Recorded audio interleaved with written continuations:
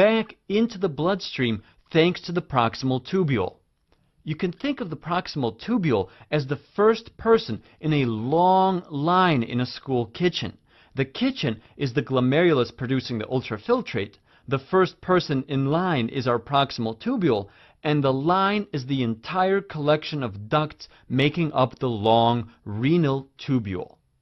Since the proximal tubule is the first in line, and it's a greedy little thing, it will take up as much of the ultrafiltrate back into the bloodstream as possible and leave the rest of the ducts with scraps for lunch.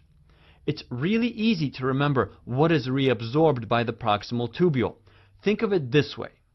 The proximal tubule is hungry in that lunch line. It wants to eat a lot of food.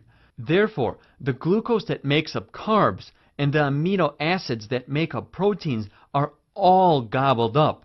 A lot of food has salt, which is sodium chloride. Hence, sodium and chloride are also reabsorbed. Don't forget that because you need to drink when you eat a lot of salt, and because water follows sodium wherever it goes in the body, the majority of water is also reabsorbed.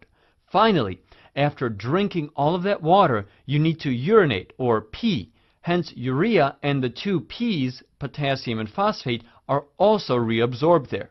If you can recall this lunch line example, you'll only have to memorize bicarbonate and calcium